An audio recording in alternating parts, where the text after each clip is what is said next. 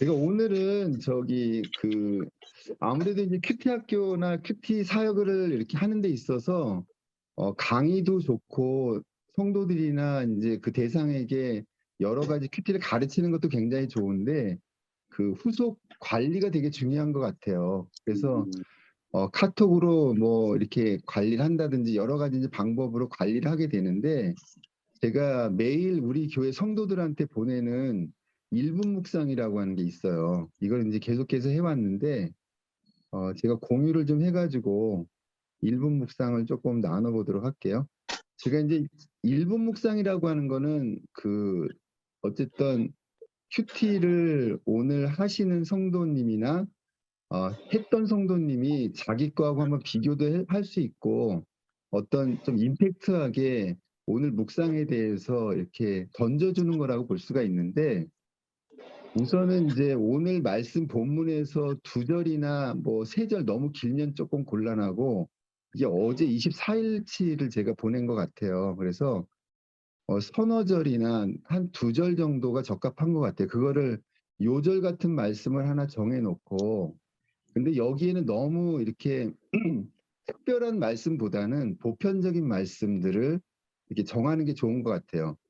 그리고 인제 글을 쓸 때 첫 번째는 말씀을 인제 요절되는 말씀을 하나 정하고, 두 번째 문단에서는 첫 번째 문장이 되게 중요한 것 같아요.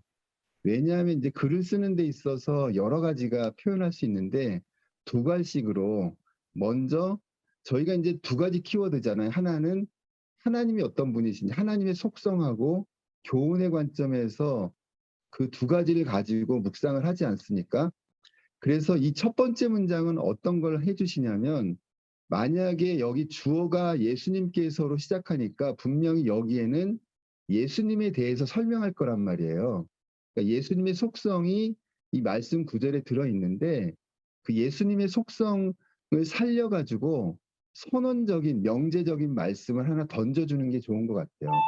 그래서 여기에서는 예수님은 우리의 환경을 최고와 최선으로 바꾸시는 분이다라고 하는 예수님이 어떤 분이신지를 먼저 던져 주고, 그거에 대해서 인제 한두 구절을 부가적으로 이렇게 설명하시고, 마지막으로는 인제 "우리의 삶도 어떻게 된다."라고 하는, 그러니까 일반적인 그런 선언과 함께 "나의 삶도 이렇게 될 거라고 하는 것들을 정리해서 성도들에게 이거를 매일같이 저는 주고 있거든요. 그래서 4절, 5절 되는 그 짧은 문장 속에 상대방에게 나의 의사를 전달하는 방법은 두 갈씩 문장이 되게 좋은 것 같아요. 먼저 "이렇다."라고 하면서 그다음에 부수적으로 설명을 하는, 그렇게 하고 인제 기도문을 잠깐 써 주고, 그다음 맨 마지막에 인제 요 나와 있는 묵상 포인트에서 빨간 펜 파란 펜 표시하는 것을 제공해 주는데,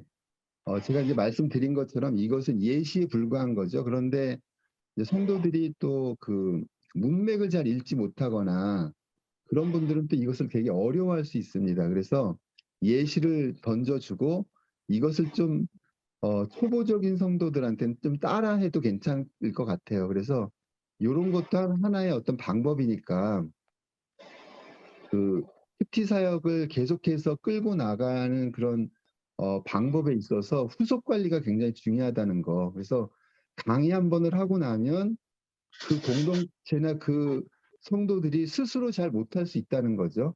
자기가 말씀을 묵상하는 어떤 그런 습관이나, 그동안 이제 1-2 강의를 통해서 여러 가지 말씀을 드렸는데, 그런 것들을 가르친 만큼 잘 따라오면 좋은데 그러지 못한다는 거예요. 그래서 다양한 방법으로 그래서 일반적으로 인제 오늘 나눔에 대해서 말씀을 드리겠지만, 한 주 동안은 SNS로 나누고 한 주에 한 번은 대면에서 오프라인으로 나누는 것이 굉장히 좀 이상적이라고 생각이 됩니다.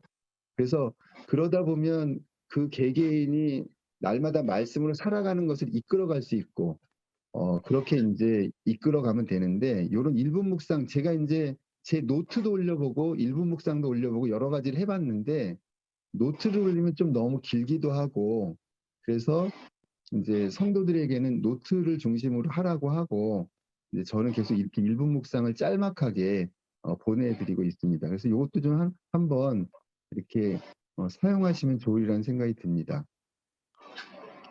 오늘 강의를 좀 시작하도록 할게요. 그 내용을. 오늘은 적용과 나눔에 대한 이야기를 좀 해보도록 하겠습니다. 지금 이제 저희 큐티의 구조를 아마 1강하고 2강을 들으시면 이제 큐티 책을 이렇게 펼쳤을 때 어떻게 해야 되겠구나라고 하는 이제 그 룰이 아마 세워질 것입니다. 그래서 이제 기도하시고 이제 왼쪽에 본문을 3번 읽으라고 그랬잖아요. 그렇죠? 3번 읽고 3번 읽으시면서 이제 말씀드린 것처럼 주인공이 누구인지를 포커스를 맞춰가면서 읽는 것이죠. 주인공이 하나님, 예수님, 성령님이면 빨간 펜으로는 체크하셔가지고 그래서 하나님, 예수님, 성령님이 등장을 하면 그분에 대해서 반드시 설명하게 되어 있잖아요. 문장이기 때문에. 그래서 그 속에서 하나님이 하신 일이 뭔지, 성품이 무엇인지, 어떻게 인도하시는지 그런 것들을 포커스를 맞추어서 성경을 읽어 나가시면 되는 거죠. 그리고 등장인물에 대해서는 파란 펜으로 체크하면서 그 성경은 대표성의 원리가 있어서 그 성경에 나와 있는 모범된 사람은 모범된 사람을 대표하는 것이죠. 불순종의 사람은 불순종의 사람을 대표하는 거기 때문에 그 속에서 잘한 점에 대해서는 본받을 것을 생각하고 불순종의 사람에게는 본받지 말아야 될 것을 생각하면 이것이 어쩌면 큐티의 묵상에 있어서 기본이라고 할 수가 있습니다. 그렇게 하다 보면 이제 우리 마음 가운데 말씀과의 부딪힘이 생기고 성령께서 역사하시기 시작하는 거죠. 그 중에서 지난 시간에 묵상의 도구에 대해서 설명드렸잖아요. 3가지. 그래서 성경을 하나님의 속성과 교훈의 관점에서 바라봐라 하는 거. 네, 또 하나가 상상력을 발휘하는 거잖아요. 그렇죠? 상상력. 그렇죠? 상상력을 발휘하는 거. 그리고 3번째가 사람의 이름에다가 내 이름을 대입해 보는 것. 이런 것들은 굉장히 중요한 팁이라고 볼 수가 있습니다. 그래서 큐티를 어려워하시는 성도님에게 다가가서 그런 것들을 좀 코멘트해 주시면 좋으리라는 생각이 듭니다. 그리고 나서 이제 오른쪽으로 넘어와서 본문을 요약을 하고 이제 그렇게 그 정도만 하다 보면 오늘 본문이 이제 머리에 다 그려져 가지고 몇 가지 팩트가 생기기 시작합니다. 그래서 그중에 팩트 여러 가지 중에서 한 가지만을 선택해서 이제 나의 삶으로 이렇게 끌어당기는 그런 작업을 오늘의 삶 가운데 해서 적용과 기도까지 이렇게 나아가시면 오늘 노트가 하나가 완성이 되는 것이죠.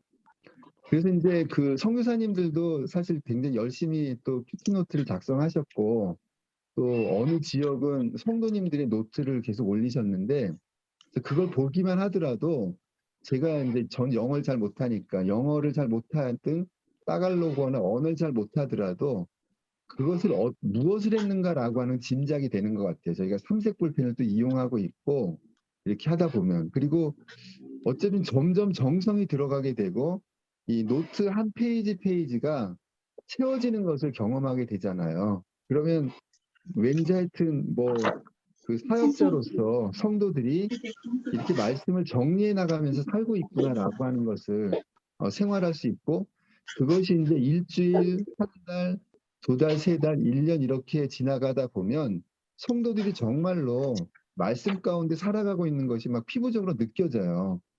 그리고 이제 제가 1년에 한두 번씩 이제 그 큐티 컨퍼런스나 해서 그 성도님들을 만나게 되면 이제 저는 알죠, 사실. 1년 전에 성도님들의 모습하고 또 1년 지나고 나서 모습을 보면 굉장히 이렇게 변화된 모습을 전 느껴지게 되더라고요.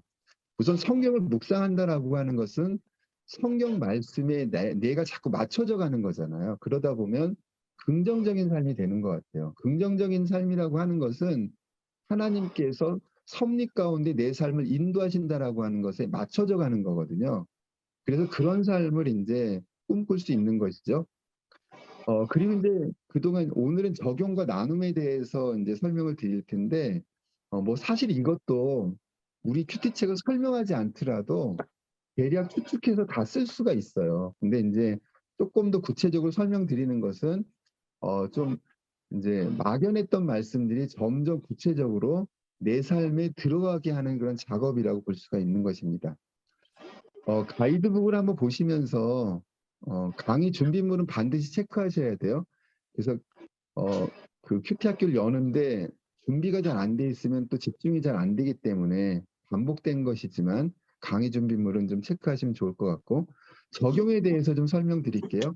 저희가 두 가지 키워드가 계속 따라다니거든요. 하나는 하나님의 속성, 또 하나는 교훈입니다. 그래서 적용도 두 가지로 설명을 드리는데, 하나님의 속성에 대한 적용을 했다면 이렇게 적용을 쓰라는 것이죠. 감사하기라고 한번 써보시겠어요? 감사하기.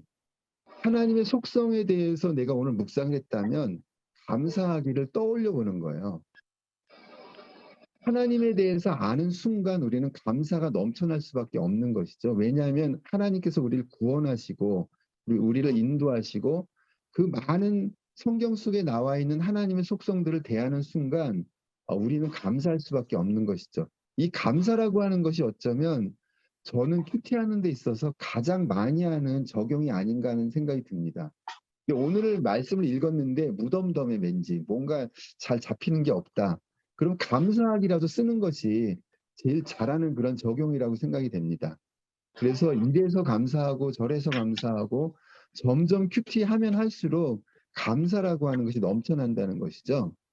그런데 어떤 성도나 또 나 자신이 감사가 요즘에 떨어진다. 왠지 감사가 안 나오고 뭔가 좀 이렇게 불만도 많이 생기고 내 속에 뭔가 좀 이렇게 감사가 없다면 문제점은 하나예요, 사실. 하나님과의 관계에 문제가 있다고 볼 수가 있는 것입니다. 그래서 이 하나님과의 관계성이 단절되었을 때 감사가 조금씩 잃어버리는 거거든요. 그래서 하나님의 속성에 대해서는 감사를 많이 하는 게 좋다. 그렇게 적용하시면 되고, 찬양하기라고 한번 써보시겠어요? 찬양하기. 이 찬양은 우리의 육성으로 어떤 노래를 하면서 악기를 부르면서 하는 찬양도 찬양이지만, 내가 하나님이 어떤 분이십니다라고 쓰는 것 자체가 찬양이라고 볼 수가 있습니다. 그래서 다양하게 지금 이렇게 하나님 속성에 대한 적용이 감사, 찬양 이런 것은 어떻게 보면 실제적인 행동에 대한 어떤 그런 그 적용은 아닐 수 있습니다. 내면에 대한 그런 적용이라고 볼 수가 있는 것이죠. 그리고 회개하기라고 한번 써보시겠어요? 회개하기. 하나님의 속성을 접하는 순간 하나님은 거룩하신 분이기 때문에 우리에게 회개가 나올 수밖에 없다는 것이죠. 그리고 네 번째는 결단하기인데요. 감사, 찬양, 회개, 결단. 뭔가 결심하는 거죠. 하나님의 그 속성을 대하고 내가 이렇게 하겠다라고 하는 결단들. 이런 것들을 한번 떠올려 보시면 적용이 막연해질 수 없다는 것이죠. 제가 저번에도 말씀을 드렸을 거예요. 아마 페이스북이나 다른 큐티 나눔 방에 제가 이렇게 이제 회원이 돼서 관찰을 하다 보면 이 적용이 굉장히 막연하고 큐티를 나눈다고 하는데 성경 지식을 공유하는 정도의 그런 느낌을 받을 때가 많이 있어요. 근데 이 큐티는 목적 자체를 분명히 하는 게 좋습니다. 이 큐티는 어떤 성경을 연구하는 쪽으로 되어 있는 것보다는 오늘 나에게 주신 말씀 한 말씀을 붙잡고 살아가는 데 더 포커스가 맞춰져 있다는 거예요. 물론 큐티하면은 나의 성경 지식도 자연스럽게 늘어가지만 우선 그 기본적인 포커스 자체는 오늘 나에게 주신 말씀을 붙잡고 살아가는 데 있다. 그러려면 이런 적용들이 구체화돼야 된다는 것이죠. 그래서 이 하나님의 속성에 대해서 내가 오늘 묵상을 했다면 이것을 적용하다 보면 나의 생각이 점차적으로 변화된다는 거예요. 그래서 구체적인 생각의 변화를 적는데 포커스를 맞추시면 된다는 것이죠. 이제 예를 한번 좀 들어볼게요. 만약에 그 말씀을 묵상하다가 나에게 영생을 주신 하나님을 묵상을 했다면 감사하기라는 걸 이렇게 쓰시면 되겠죠. 나에게 영생을 주신 하나님께 감사하기. 뭐 이런 것도 좀 좋은 적용이라고 볼 수 있고요. 그다음에 바다를 잔잔케 하신 예수님을 엊그저께 저희가 묵상한 것 같기도 한데 그 자연을 다스리시고 바다를 잔잔케 하신 주님을 찬양하기, 이런 것도 참 좋은 적용이라고 생각이 듭니다. 그리고 하나님께 의지하며 기도하기보다는 사람의 말을 듣고 행했던 것 회개하기, 뭐 이런 식으로 뭐뭐 하기 형식으로 이렇게 적용을 하시면 좋으리라고 생각이 됩니다. 그리고 예수님도 새벽에 기도하신 것처럼 오늘부터 내가 큐티하기로 다짐해 본다. 뭐 이런 식으로 인제 적용을 하나하나 써 내려가시면 좋은 적용이 될 수 있으리라고 생각이 됩니다. 그 그래서 이 적용을 너무 길게 쓰고 써 버리면 오늘의 삶과 이게 구분이 안 돼요. 그래서 여기는 구체적으로 실천할 수 있는 것들, 이런 것들을 좀 이렇게 해 보시면 좋으리라고 생각이 됩니다. 혹시 뭐 인제 요 예시가 좀 필요하시면 이렇게 찍으셔도 참 좋을 것 같은데요. 이거 쓰시기가 좀 그러니까 넘어가도록 할게요. 그다음에 인제 교훈에 대한 적용인데요. 두 가지 키워드 계속 따라다닌다 그랬죠. 하나님의 속성과 교훈은 읽을 때도 동그라미 칠 때도 그다음에 또 적용할 때도 계속 따라다닙니다. 내가 오늘 등장인물을 중심으로 해서 교훈에 대해서 마음에 와 닿았단다면 이렇게 인제 적용하라는 것이죠. 오늘 하루 구체적으로 실천할 내용을 뭐뭐 하기 형식으로 적는 거예요. 여기에다 막 느낌을 적기보다는 실천 가능한 것들을 뭐뭐 하기 형식으로, 나는 오늘 금요철야 예배 기도에 참여하기, 뭐 이런 식으로 예를 좀 더 들어 볼게요. 매주 토요일 가정 예배 드리기, 이런 식으로 행동에 대한 것들을 구체적으로 적으라는 것이죠. 여기 뭐 비슷한 걸 써 놨네요. 오늘 돌아오는 금요철야 예배 가서 기도하기. 이게 막연한 것보다는 구체적인 것을 적용하라는 것입니다. 그럴 때 이것이 인제 말씀 적용이 구체적으로 되는 것이죠. 제가 인제 예전에 사역할 때 초등학교 교사가 한 분, 인제 우리 큐티 조장도 하시고 굉장히 같이 하셨던 분이 있는데, 제가 그분을 인제 만나게 되면 정말 적용이 달인 같아요. 아침에 출근을 하시면 큐티한 내용 중에서 적용한 게 있을 거 아니에요. 그럼 그걸 포스트잇을 만들어 가지고 자기 컴퓨터에다 그 붙여 놓고, 뭐 예를 들어서 인제 초등학교 교사니까 누구누구 뭐 상담하기, 뭐 이렇게 여러 가지가 있을 거 아니에요. 그런 것들을 붙여 놓고 그것을 보면서 이렇게 생활하신 분이 실제로 있었습니다. 그런 것도 좀 좋은 팁인 것 같아요.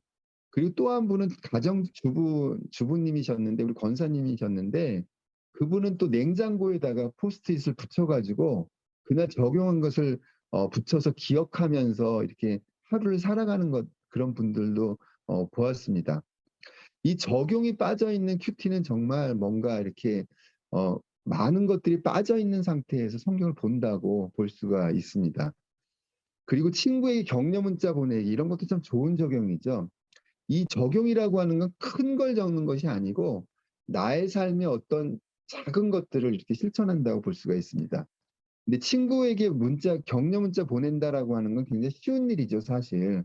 그런데 큐티를 하다 보면 좋은 관계에 있는 사람에게 뭔가 문자 보내고 관계 뭐 이렇게 서로 교제를 하고 이런 것보다는, 제 경우는 묵상을 하다 보면 꼭 안 좋은 그런 상대를 생각나게 하더라고요. 왠지 저하고 껄끄러웠던 사람, 그 사람과 왠지 화해하라고 하는 성령께서 주시는 그런 말씀을 주시는 경우가 참 많이 있어요. 그런데 그 사람하고는 사실 너무 관계가 안 좋은 경우에는, 특히 교회 안에서도 그럴 수 있습니다. 그런 사람하고는 사실 같은 공간에서 사실 숨쉬기도 싫은 사람들이 때로는 있잖아요. 저 같은 경우 그런 경우도 있었어요, 사실. 근데 그 사람한테 뭔가 하나님이 자꾸 이렇게 뭔가 이렇게 접근해서 뭘 하라고 하시는 것 같은데, 그래서 오늘 인제 그걸 적용했어요. 그에게 문자 보내기. 그런데 아무리 생각을 해 봐도 걔가 잘못했지 내가 잘못한 것 같지는 않아요. 뭐 걔가 문자를 보내도 걔가 나한테 보내야지, 내가 문자를 보낼 아무 이유가 없는 거예요. 저는 굉장히 나름대로 논리적인 사람이라고 하고 생각하고 실수 별로 잘 안 한다고 막 조심해야 하는 그런 스타일인데, '내가 왜 걔한테 이걸 보내야 돼?' 이런 마음이 자꾸 생기는 거예요, 시간이 지나면서. 아침에는 성령 충만하니까 인제 그렇게 하는데, 시간이 지날수록 괜히 곰곰이 억울한 생각이 드는 거죠. 그래서 그냥 넘겼어요. 그래서 이제 그날은 큐티 적용을 실패한 거죠. 근데 하나님은 참 희한해요. 말씀을 또 며칠 또 묵상을 하는데 그 친구가 또 떠오르는 거예요. 왠지 자꾸 그 친구에게 다가가라는 그런 그 음성 같아요. 그래서 또 오늘도 아침에 막 충만하잖아요. 성경 말씀 갖고 막 씨름하니까. 그래서 또 그 친구에게 문자 보내기 또 적용을 했어요. 근데 또 시간이 지났네요. 아무리 생각해도 나는 억울해요. 얘한테만큼은 내가 잘못한 게 없는 것 같아. 그래서 또 그날도 또 실패했어요. 적용을. 그런데 또 이 하나님은 정말 저에게 이상해요. 며칠 있으니까 또 그 친구를 또 생각나게 하는 거예요. 그래서 인제 또 충만하잖아요, 아침에. 그래서 그 친구에게 격려 문자 보내기 또 적용을 또 했어요. 근데 이번엔 너무 죄송한 거예요. 시간이 지나면서 하나님 자꾸 이렇게 말씀하시는데 내가 잘났다고 걔하고 나하고 막 이것저것 따지고 분석하고 해서 그런 머리로 해서 자꾸 거리를 두는 것이 하나님께 죄송한 것이에요. 3번씩이나 그것도 말씀하시는데. 그래서 이번에는 그냥 마음에 사실 내키지는 않지만 그에게 카톡으로 문자를 딱 보냈어요. 그랬더니 그에게 인제 답장이 온 거죠. 근데 이 말씀이라고 하는 것은 그런 힘이 있는 것 같더라고요. 제가 마음을 말씀으로 열게 되면 상대방도 마음을 열더라고요. 그러면서 관계가 쪼끔씩 이렇게 회복되는 경우를 경험하거든요. 그래서 큐티의 정신은 여기에 있습니다. 나는 하기 싫지만 말씀이 그렇게 하라고 하시니까 내가 순종하는 데 있다는 거예요. 이거를 인제 성도들에게 가르치고 이것을 맛보게 하는 것이죠. 그래서 정말 나는 그 친구에게 정말 같은 공간에서 숨쉬기도 싫다 그랬잖아요. 그런데 자꾸 말씀하시는 거예요, 하나님이 그 친구를. 그래서 그냥 눈 딱 감고 말씀에 의지해서 딱 하는 거죠. 그래서 그 책상 위에 뭐 사과를 하나 갖다 올려 놓는다든지 거기다 메모를 살짝 해 놓고 막 도망온다든지. 저는 사실 그냥 좀 이렇게 굉장히 쑥스러움도 많이 타고 하여튼 좀 이렇게 강의하거나 가르치는데 그렇게 은사가 있다고 생각지는 않으면서도 지금 사역을 하고 있는데 교사를 20 몇 년 동안 했으면서도 늘 그래요. 그래서 그런데 말씀이 나를 변화시키는 것은 어쩔 수 없는 것 같아요. 그렇게 좀 교훈에 대한 얘기를 드렸고요. 이제 등장인물을 또 우리가 생각하잖아요. 그래서 이 적용칸에다가 잘한 점은 대표성을 갖고 있다 그랬잖아요. 그래서 본받을 점을 거기다 적는 거예요. 나는 어떻게 이것을 하겠다. 뭐 이런 식으로 본받을 점을 적고 때로는 또 본받지 말아야 될 점도 있지 않겠어요? 그래서 그런 것들을 적용칸에다가 한 줄 정도 또는 2줄 정도 너무 길지 않게 그렇게 해서 한두 가지 막 거기다가 오늘 은혜 충만해 가지고 막 많은 것들을 적게 되면 사실 그날 큐티를 다 적용하기가 어려울 거예요. 그래서 2가지 정도, 몇 가지 정도만 이렇게 적용하시면 좋으리라고 생각이 됩니다. 왜 그러냐면 큐티는 오늘만 할 게 아니고 내일도 할 거거든요. 또 모레도 할 것이고.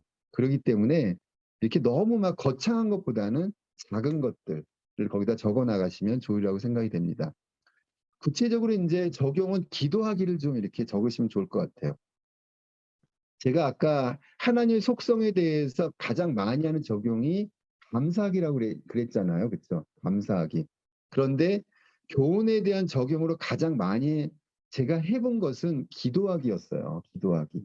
그래서 가정을 위해서 기도하기, 공동체를 위해서 기도하기. 저도 인제 그 중보기도 노트가 이렇게 있는데요. 3장 정도 있는데 거기에 인제 뭐 긴급 기도 제목도 있고 공동체를 위한 것도 있고 그리고 인제 중보기도, 병자를 위한 기도 뭐 이렇게 사역을 하다 보면 기도 요청을 굉장히 많이 하시잖아요. 그래서 그런 것들을 인제 큐티 시간을 통해서 그리고 인제 큐티하고 나서 저도 기도 시간을 많이 갖지 못하는데 한 20-30분 정도 갖고 있거든요. 이제 개인 큐티 시간 하고 나서 한 20-30분 정도는 저 인제 중보기도 노트를 가지고 기도하는데 그래서 어쨌든 성도들에게도 우리는 기도해야 되잖아요. 그리고 예수님께서 승천하시면서 기도의 문을 활짝 열어 놓으셨다는 게 굉장히 중요합니다. 어떤 건 기도해도 되고 어떤 건 기도하지 않아도 되고 그런 게 없다는 거죠. 그래서 기도에 대한 그런 이제 시간이 바로 큐티 시간이 되면 참 좋겠다 하는 생각이 듭니다. 예배하기. 그래서 그 교훈에 대한 적용으로 예배를 떠올려 보는 것이, 예배는 크게 두 가지가 있잖아요. 공예배와 삶의 예배. 그래서 공예배에 대해서 뿐만 아니고 우리의 삶 가운데 우리의 일터나 그리고 우리의 일상생활 자체가 예배가 될 수 있도록 적용해 나가는 거라고 볼 수가 있는 것입니다.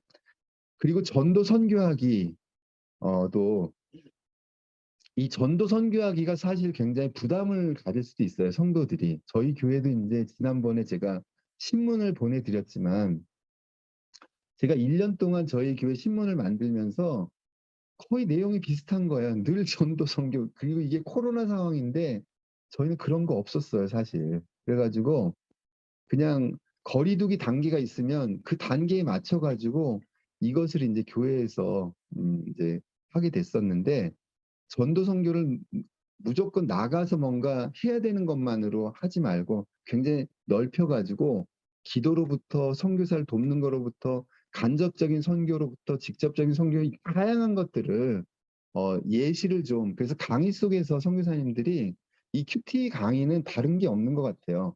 자신의 경험을 자꾸 성도들에게 이야기하면 그게 좋은 강의가 되지 않나 하는 생각이 듭니다. 제가 왜 수학을 가르쳤다 그랬잖아요. 아이들에게 문자로 설명을 하면 이해를 잘 못해요. 그런데 숫자를 대입해서 이야기하면 잘 이해하더라고요. 그래서 제가 인제 예시를 많이 듣는 그런 이제 강의를 많이 예전에 했었는데, 그래서 그 큐티 강의하실 때 많은 본인이 했었던 그런 것들을 많이 경험해 주면 그들도 이렇게 '아 나도 이렇게 할 수 있구나. 에이 저 목사님도 목사님인데 적용도 실수도 하시네.' 뭐 이런 거 있잖아요. 그런 것들이 피부로 와 닿는 그런 강의가 된다는 거죠. 그래서 중요한 것은 우리 선교사님들처럼 본인이 해야 되는 거예요, 큐티를. 내가 본인이 하지 않고 내 공동체에 이걸 적용시킨다는 건 잘못이에요, 사실. 며칠 있다가 성도들이 다 알아요, 그것은. 그리고 내가 이것을 하고 있는지 안 하고 있는지 다 알고, 성도들은 어쨌든 목자를 따라가잖아요. 그렇기 때문에 본인이 했었던 것들을 조금 구체적으로 예시해 주고 하는 것들이 2000년 전, 3000년 전에 쓰여진 이 말씀이 현재화시키는 데 굉장히 도움이 많이 된다는 거예요.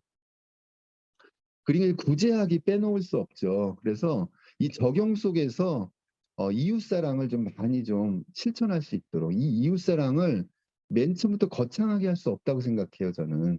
그 작은 것들, 뭐 1,000원, 2,000원 비용으로 따지자면 작은 것들을 이렇게 섬길 수 있는 그런 거 참 좋지 않아요? 어떤 뭐 테이크아웃에서 커피 한 잔을 누구에게 주기, 뭐 이런 것도 참 좋고, 그런 관계 속에서 이런 이제 적용을 해 나가는 것이 좋으리라고 생각이 됩니다. 비슷한 내용인데요. 요런 내용들을 기억하라는 거예요.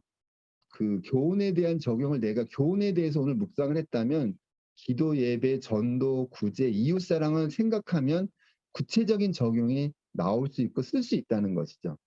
그래서 이런 것들은 공통점이 뭘까요? 행동의 변화라고 볼 수 있습니다. 그래서 하나님의 속성에 대해서는 나의 생각의 변화를 적는 것이고, 교훈에 대한 적용은 행동의 변화를 적는다, 이렇게 보시면 될 것 같아요. 그래서 내가 말씀 묵상한다라고 하는 사실은 생각이 변화되고 행동이 변화되는 작업이다라고 볼 수 있습니다. 그래서 요런 것들을 아마 이렇게 사역 속에서 이렇게 적용하시면 좋으리라고 생각이 됩니다. 예시를 한번 드려 볼게요. 제자 훈련생들이 큐티 잘할 수 있도록 중보 기도하기, 이런 건 참 좋은 적용이에요. 그리고 어 어떤 환자를 위해서 기도하는데 그 사람이 꼭 하나님을 만날 수 있도록 기도하기, 이런 것도 참 좋은 적용이라고 볼 수가 있습니다. 그리고 친구 누구누구에게 화해 문자 보내기, 아까 예를 들었었죠. 이런 것도 좋은 적용이고요. 그리고 부모님 생일 선물 같은 것도 참 좋잖아요. 그래서 커피 한 잔 동료한테 "오늘 이거 나의 적용이야." 이렇게 인제 주는 거죠. 그런 것도 참 좋은 적용이라고 볼 수 있습니다. 예전에 인제 저희 선교관이 굉장히 유명하잖아요, 세종학교에. 그전에 8개 선교관을 운영할 때 일인데요. 그때 인제 어떤 분이 유한 삼성과 그거 가이오 이런 그 묵상하면서 그런 적용을 한 적이 있어요. 선교관에 그 과일 박스가 들어왔어요. 인제 선교사님들 드리라고. 그래서 인제 큐티 적용이라고 하면서 인제 그 가져왔었는데 또 어떤 분이 또 무슨 떡 같은 거를 한 박스를 또 가지고 온 거예요, 거기 선교관에. 실제로 있었던 일이거든요. 그분도 인제 그 말씀을 묵상하고 적용으로 그거를 했던 것입니다. 그래서 인제 교회가 대형화되면서 사실 이러한 나눔이나 섬김 같은 것들이 소홀히 될 수 있거든요. 그런데 인제 이 큐티의 삶을 그 공동체가 밑바닥을 그 바탕을 깔고 나아가게 된다면 이런 자잘한 적용들이, 그리고 강의하시는 앞에서 이런 예를 많이 들어 주는 것도 좋아요. 왜냐하면 그걸 따라하기 때문에. 그 작은 것이라도 어떤 공동체에게, 개인에게 이런 작은 것들을 "이거 오늘 큐티 적용이야." 하면서 건네 준다면 그도 묵상을 하고 나도 묵상을 하면 '아 그렇구나.'라고 하는 것들을 공감하면서 공동체가 쪼금 따뜻해진다는 것이죠. 그런 것들을 좀 이렇게 적용을 통해서 많이 드러날 수 있으면 좋겠다는 생각이 듭니다. 그다음에 어떤 특별한 말씀을 여러 번 읽고 묵상하기, 이런 것도 참 좋은 적용이라고 생각이 돼요. 그래서 이런 적용들을 큐티 노트에다가 적어 나가고, 근데 이 적용이 꼭 성공한다는 뜻이 아니에요. 근데 이 적용은 어떤 의미가 있는가 하면 정말 내가 한번 결단해 보는 데 더 큰 의미가 있어요. 그리고 적용을 인제 하루하루 하다 보면 그것이 성공하는 율은 높아요, 사실. 저도 사실 큐티노트를 이렇게 지난주 큐티노트 적용을 이렇게 쭉 살펴보면 뭐 3 개, 4개 정도 이렇게 실천하지 100% 실천하진 못하는 것 같아요, 저도. 근데 이것 자체를 써 보고 말씀 속에서 몸부림치면서 나온 결정체잖아요, 이런 게. 그런 것 자체가 저는 중요하다고 생각을 합니다. 그런데 이런 적용은 어떨까요? 매일 전도하기, 이런 적용은 제가 엑스표를 해 놨는데, 근데 저희 교회도 사실 전도 특공대라고 하는 게 있어 가지고 매일 전도하시는 분들이 있어요, 실제로. 근데 이런 이제 부담스러운, 그럼 사실 제가 이 매일 전도하기라고 한 적용은 가만히 생각을 해 보면 어떤 분을 보면 전도 안 하기라고 하는 적용하고 크게 다를 바 없는 적용 같기도 해요. 근데 이건 너무 막 거창하고 막 "세계 선교하겠다." 뭐 "매일 전도하겠다." 충만해서 그런 의욕은 좋지만 이런 것보다는 좀 작은 것들, 우리 교회 전도지 뭐 6 층에 있는 세댁에게 전달해 주기, 이런 게 더 좋은 적용이에요, 사실. 어 그 같이 일하는 동료에게 뭐 테이크아웃 커피 한 잔 주기, 뭐 이런 관계성을 가지고 접근하는 거, 이런 것이 더 좋은 그런 적용이라고 볼 수가 있습니다. 거짓말하지 않고 정직하게 살기, 이것도 참 이렇게 엑스표를 해 놨는데 막연하잖아요. 그쵸? 제 시간이 막 가는데 이런 거 한번 그냥 재미삼아 한번 얘기 드릴게요. 저희 집사람이 평화주의자예요, 저희 집사람은. 그래서 가끔가다 그래서 살짝 거짓말도 하는 것 같아요. 그 저는 인제 그 돈을 많이 벌진 못하지만 돈을 잘 쓰는 편은 아닌 것 같아요, 남자들은. 근데 인제 여자들이 뭐 구두 같은 것도 사다 주고 옷도 사다 주고 해서 저는 입고 이런 식으로 인제 살았는데, 어 그 저희 집사람이 인제 백화점을 갔어요. 근데 이제 구두를 하나 사 왔는데 제가 "이 구두 얼마 줬어?" 이렇게 하니까 7만 원 뭐 이렇게 얘기하더라고요. 메이커 있는 건데, 금강 이런 건데. 근데 저는 어떤 세대냐면 예전에 선교사님 금강 티켓 이런 거 아세요? 구두 티켓. 그런 티켓이 5만 원짜리 이런 거 있었잖아요. 근데 세월이 지금 10 년, 20 년이 지났는데 저는 그 생각이 머리에 있는 거예요. 아울렛 매장에서 이런 거 사는 거 있잖아요. 근데 실제로 어느 날 저희 인제 평촌에 그 유카 백화점을 갔는데 깜짝 놀랐어요.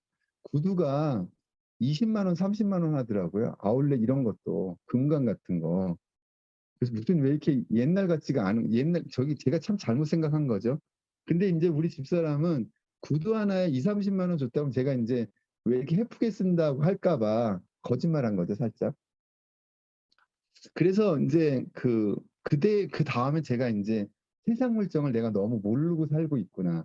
그런 생각이 좀 들었는데, 그냥 이제 재미삼아 얘기를 드리는 건데, 어쨌든 우리가 이렇게 자잘한 그런 어떤 인제 거짓말 같은 거, 그런 것도 좀 도리어 저한테 인제 그 '세상 물정을 설명해 주는 게 더 낫지 않을까.' 하는 생각이 좀 들기도 하는데, 어쨌든 이렇게 인제 막연한 그런 적용 같은 것들은 '바람직하지 않다.'라는 얘기를 좀 드리려고. 그리고 어려운 일이 있을 때 기도하기, 이것도 굉장히 막연하죠. 그래서 구체적인 그런 기도 제목을 적는 것이 좋습니다. 누구누구 쾌유를 위해서 기도하기. 그 가정이 하나님 만날 수 있도록 기도하기. 근데 저희 사무실에 인제 간사님이 새로 오셨는데 이명증이 있어요, 어지러움증. 그래서 그분들을 위해서 기도하기. 이런 것들. 그리고 또 인제 두 분이 또 채용을 해야 돼요. 그래서 좀 좋은 분이 좀 들어올 수 있도록 인제 그런 기도 제목을 좀 구체적으로 하는 것이 좋으라고 생각이 됩니다.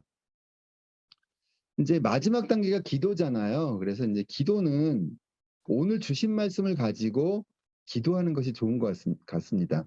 평소에 내가 기도했던 내용들은 요 시간에 쓰는 칸에는 쪼끔 뒤로 하고, 오늘 말씀 주신 것을 중심으로 해서 노트에다 기록을 하라는 것이죠.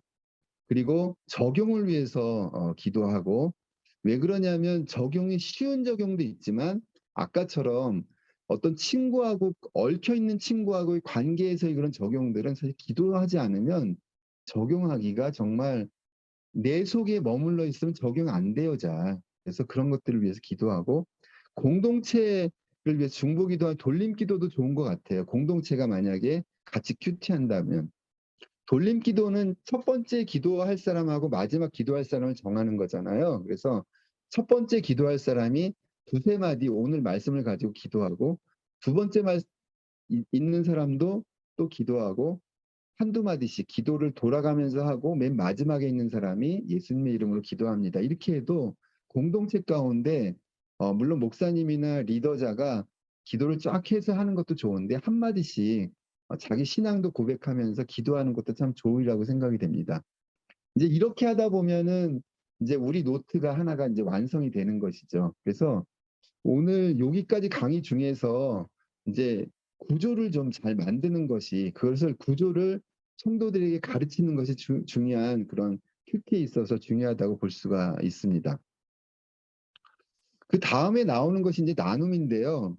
인제 초반에 제가 말씀을 드렸지만, 큐티는 강의에 끝나게 되면 사실 이렇게 오래가지 못하는 경우를 많이 경험하게 돼요. 그래서 강의를 하실 때 항상 먼저 설명을 하시고 실습이나 나눔 시간을 반드시 갖는 것이 좋습니다.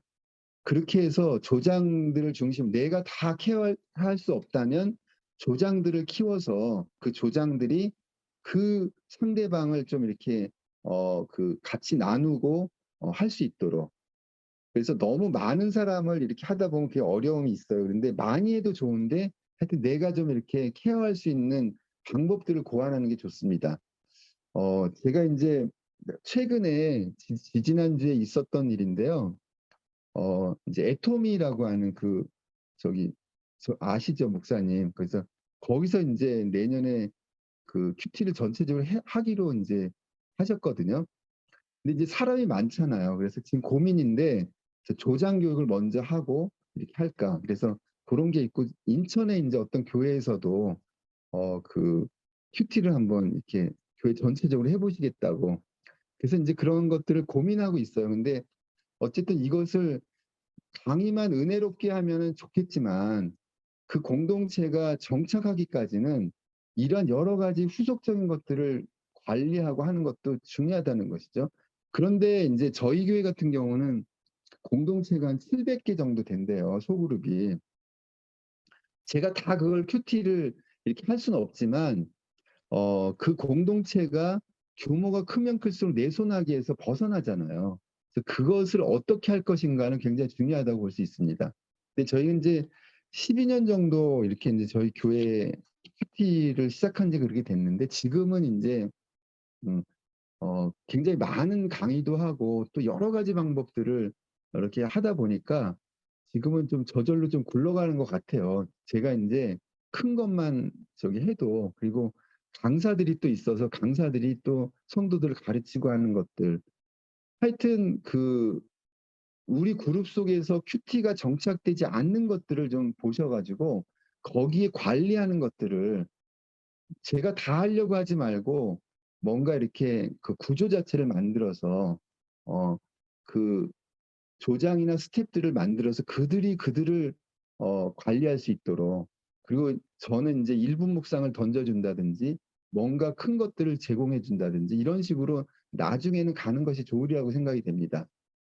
큐티 나눔인데요. 나눔의 유익은 첫 번째, 묵상이 꽃이다. 나눔은 묵상이 꽃이라고 이야기를 합니다. 꽃이라고 하는 것은 최종적인 어떤 활짝 그 결과물이나 그 어떤 것이 피어나는 것을 상징한다고 본다면, 묵상에 있어서 큐티에 있어서 나눔이 빠져 있다면 이것이 꽃 피울 수 없다는 이야기예요.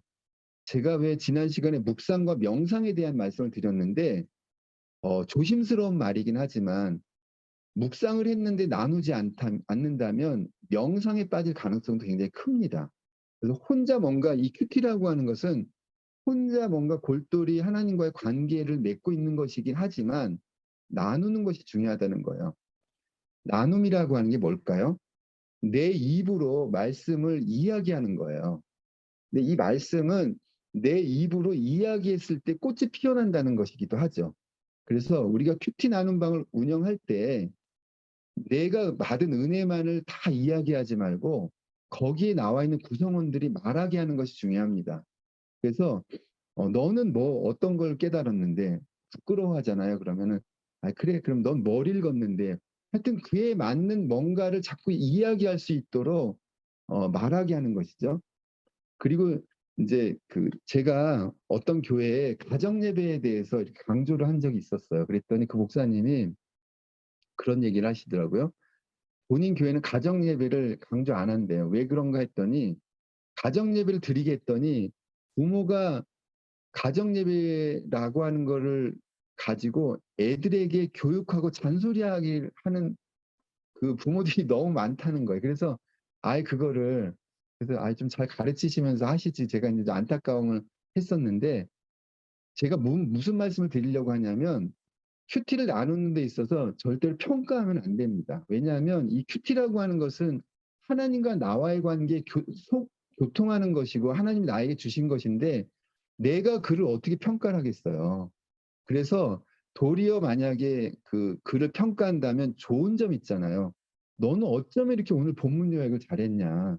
너 강의해도 좋겠다." 막 그거에 대해서 칭찬을 해 주는 게 중요하고요. 그다음에 어떤 분은 구체적으로 적용을 잘하시는 분이 있어요. 그래서 "너는 참 오래된 말씀인데 현재화해서 말씀을 참 잘 적용하는구나." 칭찬해 주는 거죠, 칭찬. 그래서 그의 노트가 쪼끔 공간도 있고 좀 흐리멍텅해 보이고 뭔가 좀 불충분해 보인다 하더라도 쪼끔 내버려 두는 거예요. 이 큐티라고 하는 것은 하루아침에 잘 되기보다는 시간이 지나면서 빈 공간도 채워지고 그 하나님과의 관계가 깊어지는 것을 저는 많이 경험하거든요. 그래서 어 이제 강의 속에서는 그렇게 하지만 나눔 속에서는 특히 "너는 어땠어? 이렇게 해야 되는 거야. 저렇게 해야 되는 거야." 이런 말보다는 쪼끔 더 긍정적이고 그리고 "잘했다."라고 하는 것들을 잘 잡아 줘서 하면 좋으리라고 생각이 됩니다. 큐티를 계속할 수 있는 근거가 되는 게 나눔이에요.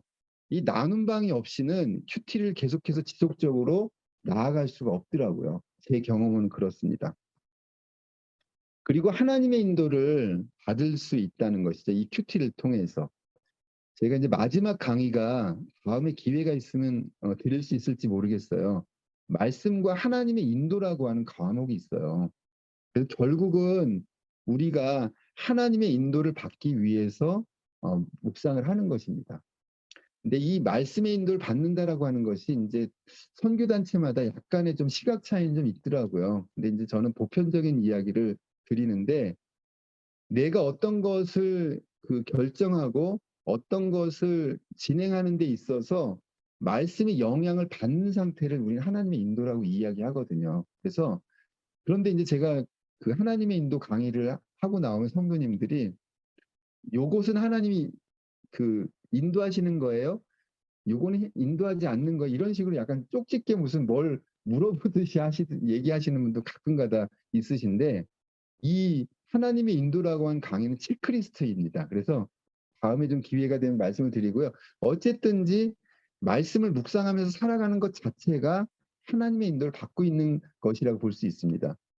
그 성소유니온의 탁주 목사님 맨 처음에 저에게 이제 큐티 강의하실 때 그런 말씀을 하신 게 저는 기억이 많이 남는데 큐티하면서 결정하는 것은 하나님의 뜻일 가능성이 굉장히 크다 이런 말씀을 하셨어요.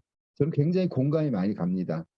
왜 그런가 하면 이 말씀에 제가 강의 드린 걸 보시게 되면 2000년 전, 3000년에 쓰여졌던 말씀이 나하고 동떨어지지 않잖아요. 그렇죠? 붙어 다니지 않습니까? 그러기 때문에 큐티하면서 내가 뭔가를 결정했을 때 하나님의 뜻일 가능성이 크다는 사실을 저는 믿습니다. 그래서 아침에 내가 말씀을 앞에 섰을 때 나에게 주시는 느낌들, 생각들 이런 것은 성령의 어떤 하나님이 주시는 그러한 성령의 뜻, 하나님 말씀하시는 뜻이 될 가능성이 굉장히 크다는 사실인 것이죠. 그리고 규모 있는 생활하게 된다. 어떠세요?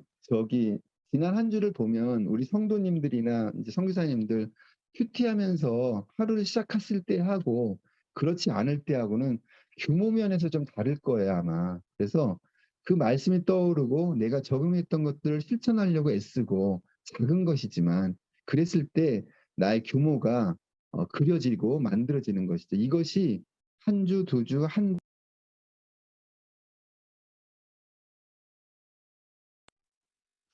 그리고 감사와 기쁨의 생활을 하게 된다. 반복된 얘기인 것 같아요. 그래서 이 나눔 속에서 감사와 기쁨의 생활을 하게 된다. 제가 그 교직을 20 몇 년을 하고 명퇴를 몇 년 앞두고 있었어요, 사실. 그래서 이제 명퇴를 하게 되면 1억 원 정도의 그런 명퇴금이 있어요, 저한테. 근데 이제 그때 그걸 알았는데 너무 이제 교직을 그만둬야 되는 상황이었어요. 너무 교회 일과 그, 그 직장 생활이 언밸런스가 되었었거든요, 그때. 조금만 더 인내하면 1억 원이 있는데 하는 이제 그런 마음도 좀 있었는데 제가 그걸 결정해 됐었던 게 뭐냐면 그 큐티 학교를 굉장히 많이 했었거든요, 우리 교회에서. 그런데 그때 큐티 학교에 오신 분들이 3주, 5주 과정을 하고 나가셨을 때 모습을 저는 잊어버릴 수가 없어요. 그분들이 묵상도 잘 못하시고 성경도 어렵게 생각하시고 이러셨던 분들이 나가셨을 때 제가 볼 때는 감사하는 삶이 되고 기뻐하는 삶을 보이더라고요. 근데 그런 분들의 그 얼굴들은 다 생각나지 않지만 그런 것이 저에게 굉장히 크게 밀려왔었어요. 그래서 크게 저는 1억 원이 아깝지 않았어요, 사실. 근데 여자는 또 문제가 좀 다르잖아요. 삶의 문제에 있어서. 근데 이상하게도 이 사람이 뭐가 씌었는지 제가 이제 그렇게 얘기했을 때 박수 치면서 그렇게 하라고. 그래서 저는 이제 되게 좋았거든요. 그래서 이 신앙생활을 하는 데 있어서 감사와 기쁨, 선교사님들도 힘드시는 그런 일상과 뭔가 잘 안 되는 것 같고 뭔가 그렇지만 내면에서 감사와 기쁨이 있으시니까 이 사역을 하시는 거잖아요.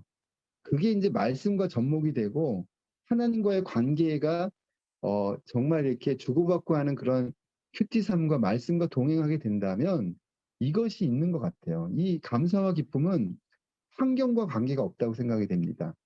좋은 환경과 그런 속에서만 내가 감사 기쁨의 생활을 하게 되는 것이 아니라 말씀과 동행하게 되면 하나님과의 관계가 원활하게 되면 이 감사와 기쁨의 생활을 하게 되는 것 같아요.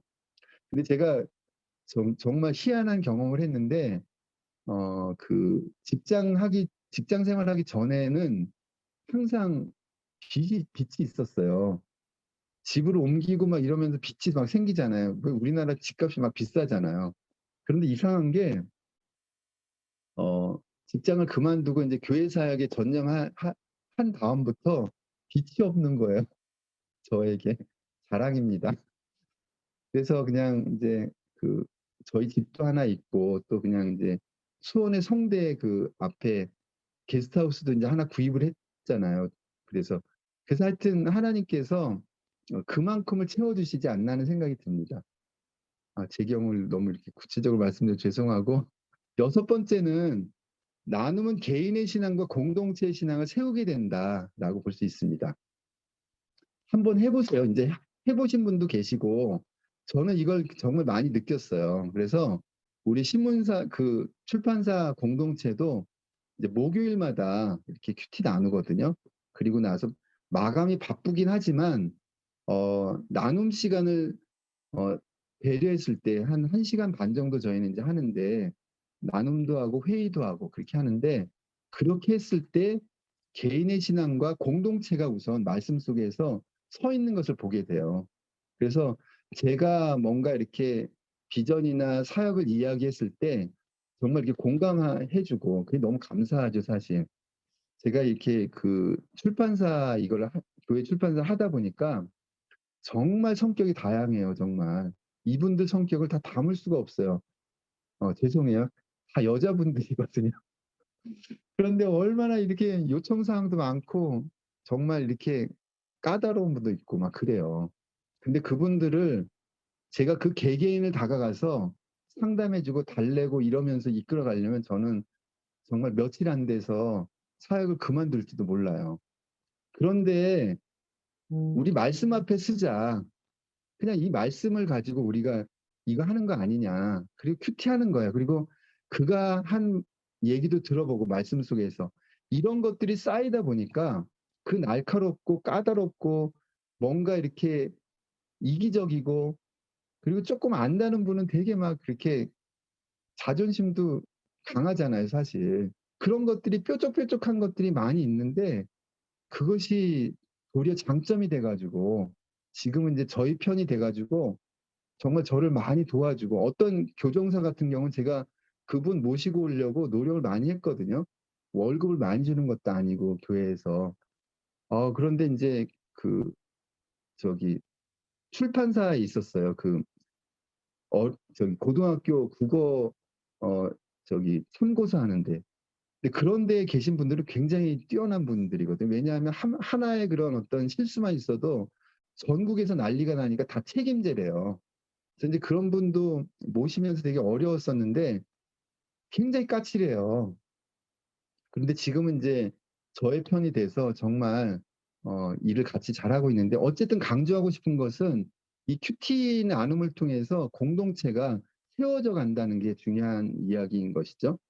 나눔의 방법인데요. 아이고 여시네요. 나눔은 대략 한 4 명에서 7 명이 적당한 것 같아요. 그래서 적절하게 좀 이렇게 너무 많은 인원을 하다 보니 이 나눔은 아까 말씀드렸지만 각 개개인이 이렇게 말해야 되는 거잖아요. 그러려면 어느 정도 시간 확보도 있고 뭐 2 시간 3 시간 할 수는 없는 거잖아요. 그래서 그런 나눔의 그 인원을 쪼끔 소규모로 해서 조장을 중심으로 나누시면 좋으리라고 생각이 됩니다. 가급적 노트한 것을 중심으로 적용한 것을 나누는 것이 좋으세요. 근데 인제 큐티를 나누다 보면 어떤 분은 정말 과거의 그 간증을 늘어놓으시는 분이 또 있어요. 그분을 자세히 들어보면 은혜롭긴 한데 이끄는 사람 입장에서는 저거 언제 끝나지?' 막 좀 약간 조바심도 나고 그런 경우도 있는데, 가급적이면 교육을 통해서 그렇게 인제 과거의 어떤 간증보다는 지금 했던 노트를 중심으로 해서 읽어 나가는 거, 그리고 살짝 살을 붙이면서 적용점을 중심으로 이렇게 나누는 것이 좋습니다. 근데 제가 제 경험으로는 그 과거의 간증을 늘어놓는 분들 가만히 살펴보면 그날 큐티 안 하신 분이에요. 괜히 뭔가 돌아가면서 말은 해야 되니까 어 하려고 하니까 그것을 인제 자꾸 얘기하게 되더라고요. 그래서 만약에 오늘 큐티 안 해서 공동체에 올 수도 있잖아요. 그러면 들으면서 그냥 다른 사람 경청하면서 아멘할 수도 있는 거잖아요. 그래서 너무 그것을 부담감을 주거나 그렇게 할 필요 없다. 그렇게 해서 좀 이끌어 가시면 좋을 것 같고요.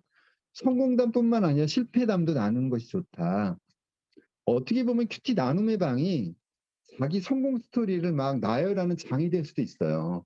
그래서 그렇게 하지 말고 거칠에나 어떤 율법적인 것에 두지 말고 "나는 오늘 이거 큐티를 적용을 했는데 실패했어." 이런 얘기도 살짝 해도 괜찮습니다. 그런데 인제 어떤 제가 얘기를 조심스럽긴 한데 한 교회에 어떤 교회가 있어요. 거기 인제 큐티하는 교회인데 거기 교회는 이 실패담이 너무 신랄하게 막 얘기하는 교회도 있어요. "내가 옛날에 불륜을 했었는데 말씀을 통해서 지금 회복이 됐어." 뭐 이런 얘기도 서슴없이 하는 그런 인제 그런 교회도 있더라고요. 근데 이 교회가 말도 많고 탈도 많고 막 이렇게 이런 공동체이기 때문에 그런 어떤 인제 개인의 그런 어떤 비밀스러운 것들은 좀 적절하게 그렇게 하실 분도 없겠지만 어 그런 인제 나눔 속에서의 그런 정보들이나 그리고 그 속에서 가급적이면 나눌 수 있도록 이렇게 해 주시는 게 좋습니다. 소문을 많이 내거나. 근데 그 판교에 있는 그 교회는 그런 분들이 많이 치유가 된 것이 사실이에요, 사실. 그래서 그런 분들이 많이 모여서 특별한 경우라고 볼 수 있습니다. 적절하게 하시는 게 좋고요. 한 사람이 한 3 분에서 5분 정도 나누는 것이 어떨까 하는 생각이 듭니다. 그러면 아마 우리 교회 공동체나 이런 공동체 안에서 어떤 일을 하기 전에 한 20-30분 정도 나눔을 갖고 하는데 충분하게 시간 배려도 아마 될 거라고 생각이 됩니다. 나눔방 만들기인데요. 큐티 나눔방을 인제 만드셔야 되는데 지금 이제 선교사님들이 큐티 강의를 하시고 나서 이 나눔방은 반드시 만드셔야 돼요, 사실. 그래서 이 나눔방이 없으면 큐티가 지속적으로 갈 수도 없고 흐지부지 되는 건 금방 돼요, 흐지부지 되는 것은. 첫 번째가 가정 예배예요, 가정 예배. 이 가정 예배는 굉장히 중요한데 이것도 공동체가 추구하는 방향이 되기도 해야 합니다. 근데 가정 예배 아까도 말씀을 드렸지만 이 가정 예배가 부모의 잔소리하는 시간이 되면 절대로 안 된다는 거죠. 그래서 요 가정 예배를 정착을 하는데 저도 인제 사실 안수 집사 때 가정 예배를 한번 드렸던 것 같아요. 근데 이 가정 예배 제일 부담스러운 게 뭐죠? 리더자가 말씀을 전해야 되잖아요. 근데 이 말씀을 전한다는 게 집사나 성도가 이렇게 하기는 쉽지가 않습니다. 근데 저도 사실 저는 인제 글 쓰는 게 좋지 설교하는 것은 좀 부담스러워요, 사실. 그런 편인데 어쨌든 이 가정 예배를 어떻게 하시냐면 그 아빠가 큐티한 걸 나누고 엄마가 큐티한 걸 나누고 자녀가 큐티한 걸 나누는 그런 나눔의 장이 되는 것이 좋으리라고 생각이 됩니다. 어떤 것을 가르치고 뭔가 이렇게 훈계하고 하는 장이 아니라 본인들이 큐티한 것들을 나누는 그래서 큐티 가정 예배를 드리는 것이 어떨까 하는 생각이 듭니다. 제가 요거는 굉장히 인제 우리 가정 예배 사례를 많이 좀 드리고 싶은데 좀 시간이 좀 그래서 아이들이 큐티하는 걸 좋아할까요? 좋아하지 않을까요? 사실 큐티하는 걸 그렇게 좋아하진 않을 거예요, 아마. 그런데 아이들을 잘 구슬리는 것이 좋은 것 같아요. 그래서 저는 인제 애들 큐티 가르치려고 큐티 노트를 보고 막 1,000원도 주고 10,000원도 주고 어떨 때는 핸드폰도 사준 적도 있어요. 그래서 인제 애들을 잘하는 것을 구슬리고 여자애들 전 딸 둘 이어서 어 그 애들에게 드라마 되게 좋아하잖아요. 그래서 "드라마 보여줄게. 큐티하자." 뭐 이런 식으로 인제 공약도 세우기도 하고 그랬었어요. 그래서 맨 처음에는 인제 애들이 나한테 자꾸 끌려오더라고요. 왜 그러냐면 뭔가 생기잖아요. 요것도 생기고 자기가 좋아하는 것도 할 수 있으니까. 근데 사실 그렇게 하다 보면은 나중에는 제가 거덜나겠죠.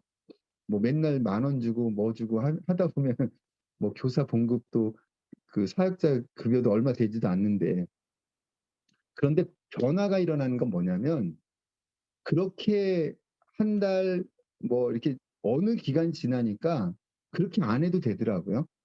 말씀이 그를 변화시키는 걸 보게 됐어요. 그래서 그때는 지금은 뭐라 그러냐면 "넌 어떻게 큐티도 안 하고 어떻게 살 수가 있니?" 뭐 이런 식으로 말을 해도 애들이 이해를 하더라고요. 그만큼 변화된다는 거예요. 그러면서 이렇게 가정 예배를 정착시키면 좋지 않나 하는 생각이 듭니다. 그리고 두 번째는 이제 소그룹 모임인데요. 이 큐티 나눔 방을 별도의 어떤 나눔 방을 만들지 말고 지금 기존에 있는 공동체에 소그룹이 있을 거 아니에요. 그것을 이용하는 것이 중요한 것 같아요. 그래서 그것을 바탕으로 해서 큐티를 나누고 일을 할 수 있도록 그런 시스템을, 우리 교회 원칙은 그거야. 큐티 나누고 일해야 돼. 그게 원칙이야. 리더자로서. 이렇게 해도 괜찮을 것 같아. 너무 제가 이제 큐티 사역자니까 강한 표현인지 모르겠지만 그렇게 해서 그것을 해 나가는 것은 어떨까 하는 생각이 듭니다. 그래서 구역 예배라든지 봉사하는 기관들 안에 그런 그룹들을 만들어 나가면 좋으리라고 생각이 됩니다. 뭐 여기 직장 신우의 친목 모임도 있는데요. 이런 것도 좀 참고하시면 좋겠고, 네 번째는 저기 스마트폰 카카오톡이나 왓츠업인가 그런 것도 있잖아요. 그래서 그런 걸 통해서 이렇게 나누시는데, 이번에 소그룹 있잖아요. 그 소그룹을 중심으로 해서 평소에는 카카오톡으로 나누고, 그다음에 한 주에 한 번은 모이잖아요. 그럼 한 주에 한 번은 얼굴 보면서 나누고, 그런 식으로 하는 게 좀 이상적인 것 같아요. 그래서 요 나눔 방들을 어떤 형태로든지 간에 그 공동체에 만들어 줘야지 내가 그 후속 관리하는 데도, 큐티를 지속적으로 하는 데도 용이하다고 볼 수 있습니다.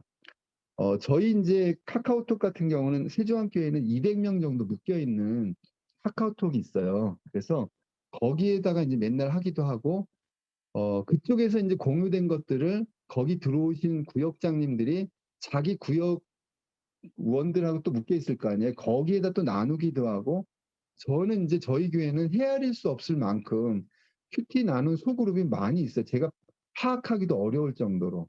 그래서 이 카카오톡 같은 경우는 아침에 저희 교회 같은 경우는 6시 반부터 한 8시 반 정도 그 아침 사이에만 운영이 돼요. 나머지는 뭐 별로 할 일이 없더라고요, 자연스럽게. 근데 인제 이 공동체 같은 경우는 좀 다를 수 있겠죠. 아침에 주로 말씀을 나누고 나머지 정보 전달이나 이런 것도 좀 할 수 있겠죠. 그런 어쨌든 간에 그런 것들은 적절하게 하시면 되는데, 적어도 한 개인이 한두 개 정도는 큐티 나눔 방에 속해 있을 수 있도록 소속감을 주는 것이 되게 중요합니다. 그래서 지금 이제 큐티 세미나 사역을 하시는 선교사님들은 지금 그렇게 하시겠지만 이것이 굉장히 중요하다는 사실을 아시고, 그런 어 관리랄까 지속적으로 할 수 있도록 이런 나눔 방을 좀 만드시는 게 좋으리라고 생각이 됩니다. 저희 교회 옛날 얘기예요. 이거 105명으로 된 지금 한 200명쯤 됐는데, 이런 식으로 이제 지금 다 잘 하시더라고요, 선교사님들이. 그래서 요렇게 이제 하시면 되고, 나눔의 순서인데 별다른 순서는 없지만 찬양 한 곡 정도 부르시고 사회자가 기도하고, 그리고 본문을 돌아가면서 이렇게 읽습니다. 그리고 나서 사회자가 줄거리를 말하면 좋은데, 사회자가 사역자이면 이런 것들은 잘 할 수 있겠지만, 성도라고 한다면 저희 묵상 포인트 있잖아요. 묵상 포인트를 한번 읽어줘도 괜찮을 것 같아요. 그런 식으로 해서 하시고 나눔이 시작이 되는데, 요것만 조금 더 설명을 드릴게요.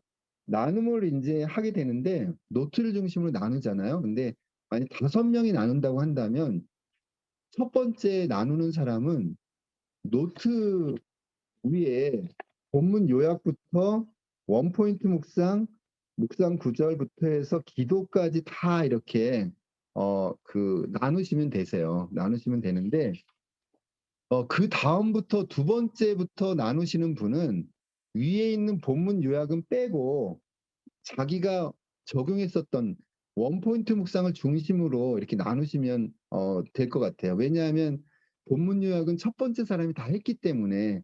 그래서 이런 것들을 우리는 이제 용어로 그냥 끼어들기라고 얘기하는데, 어떤 분이 이렇게 말씀을 나눴을 때, 아, 집사님은 그렇게 나누셨군요.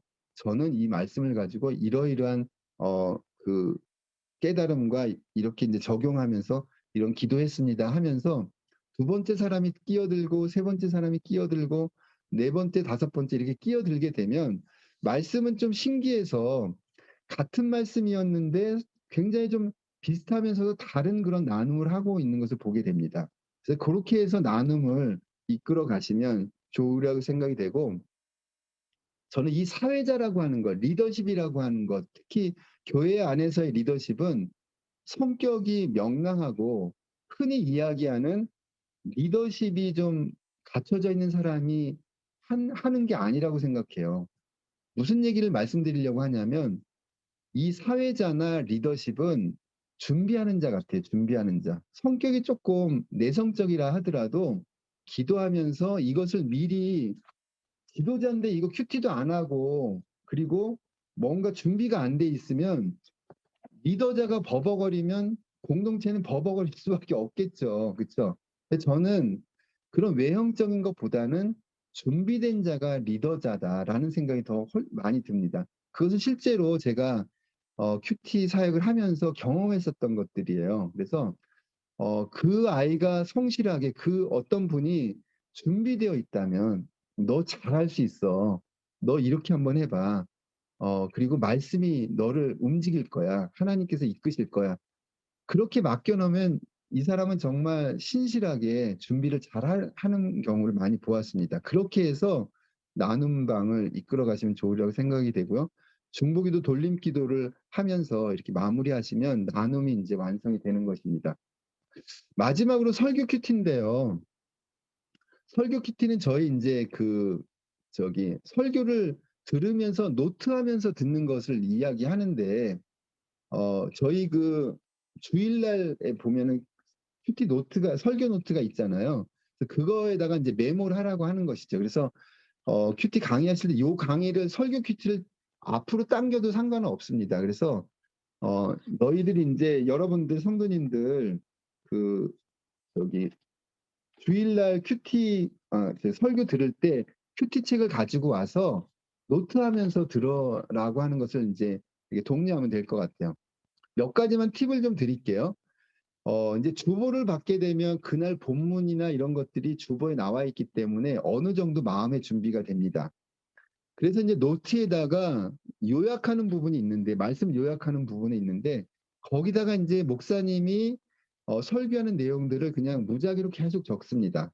그런데 두 가지의 관점에서 설교를 들으면서 기록하는 게 좋은 것 같아요. 하나는 뭐냐면 우리의 키워드 있잖아요. 하나가 뭐였죠? 하나님의 속성의 관점에서 설교를 들으면서 메모를 하는 거예요. 그래서 하나님의 속성에 대해 설교를 만약에 하신다면 거기다 밑줄도 그으시기도 하고 또 하나는 뭘까요? 내게 주시는 교훈이 무엇인지의 관점에서 요약을 하면서 듣는 거예요.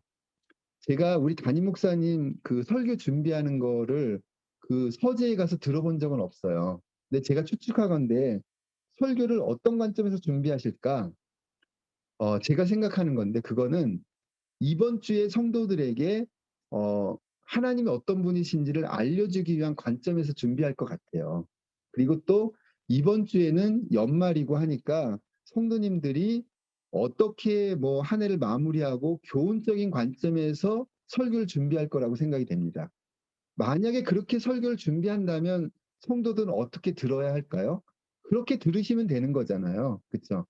그래서 이 설교를 요약할 때 두 가지 키워드를 가지고 듣고 메모한다면 설교가 듣는 것에 그치지 않고 큐티가 된다는 거예요. 묵상이 된다는 사실인 것이죠. 그리고 인제 하나님의 속성 또는 교훈도 한번 찾아보는 거예요, 오늘 말씀을 듣고. 그리고 인제 적용도 이렇게 적어 보면 되는데 이 적용은 또 이런 팁을 좀 말씀을 드릴게요. 우리가 매일 하는 큐티는 그날 실천할 것들을 쓰는 거잖아요. 그쵸? 근데 설교 큐티는 한 주 동안 실천할 것을 적어도 좋을 것 같아요.